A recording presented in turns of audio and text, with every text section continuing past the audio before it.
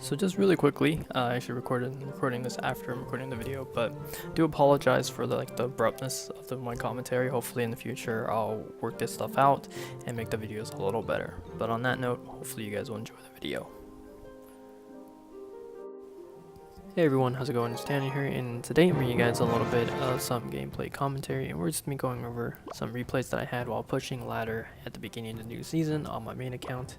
And once again, we're using 2.6 Hog Rider, and today I kind of just wanted to bring a video on different archetypes that 2.6 can really succeed against. So the first one here you're going to see is going to be a fireball bait dual lane aggression type of deck.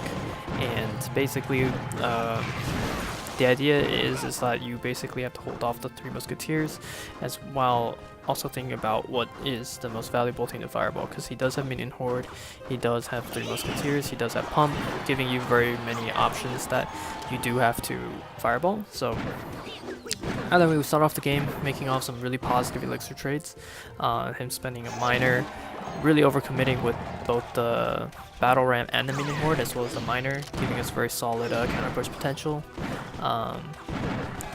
And obviously here we see the 3 Musketeers coming out, and I don't know if you thought that my fireball was out of cycle or if he was just willing to challenge. But either way, I logged it away in the nick of time to prevent any further damage from occurring. I didn't know if he had healed spells, so I decided maybe it was just better to fireball and then you expend the log as well to prevent, I believe 2 Musketeers were also in range to lock onto my tower, so it could have been an extra, 500-600 damage onto my tower potentially, so I didn't want to deal with it. Unfortunately for us, we don't have fireball in cycle as we just used it, so instead we're going to have to punish differently, and we managed to cycle around to basically another fireball. However, not only is it not able to reach the tower in time to make decent damage, we needed it for defense, like right there, because obviously he spent the battle ram, and so using the Ice Spirit allowed us to pretty much prevent or mitigate the majority of the damage there. So I thought about spending skeletons as well. However, I felt like we were very much down on elixir, so we just needed to save every little bit of elixir that we could. And you saw me pretty much logging the goblin gang in the very last second to prevent any damage. Personally, you could wait till about 1 goblin passes and then log the rest of the gang, because then the first goblin will generally die to what happens. Right there, I thought he was going to miner my musketeer on defense, but luckily he didn't. And here you saw a ton of dual lane aggression. I fireballed the other lane, and luckily for us, the tower actually locked onto the musketeer on the other side, so he wasn't able to do any meaningful damage.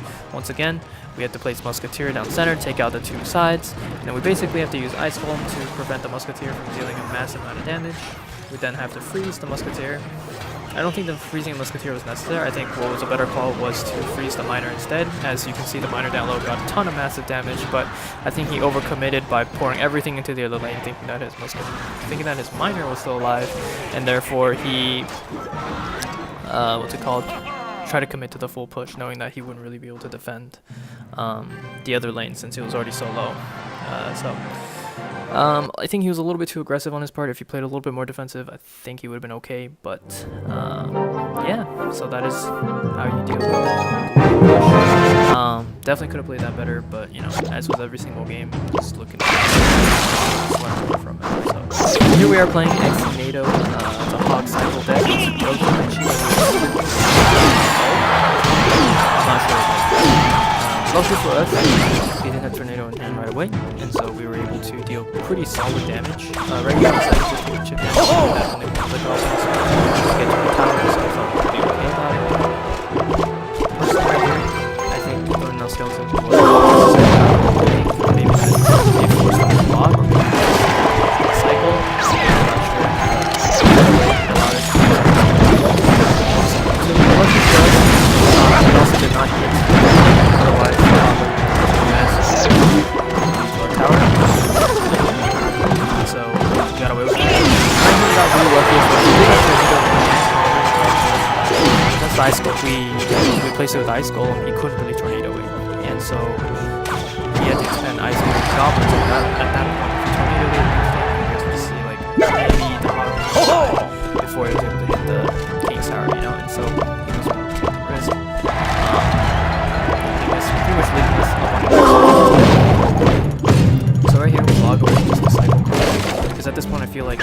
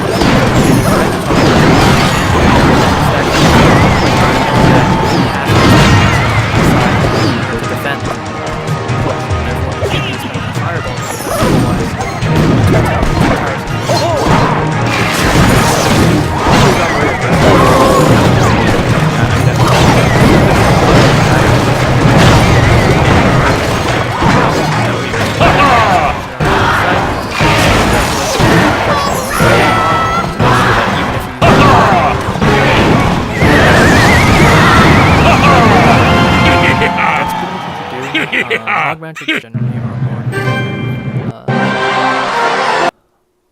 your deck cycle so quick they can't really keep up, so just something to keep in mind. Now for this third matchup you're going to see some golden beatdown. For this it's always making sure that you're punishing the golem whatever you can, having decent defenses, because realistically speaking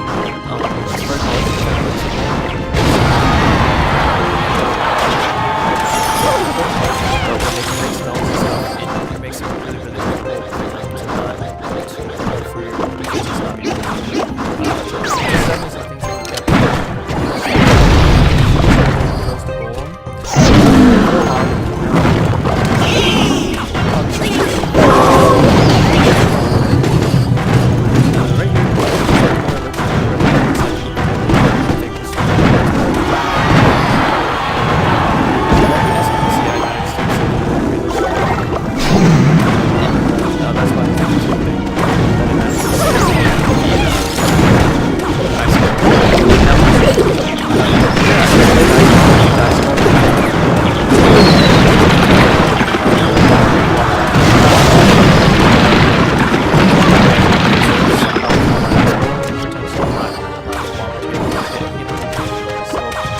all these small microtransactions I could have done better, but looking at the towers, they're actually definitely behind on damage, and so at this point, what I'm thinking right now is okay, we need to get some damage. This is Hog actually going, and therefore he can't.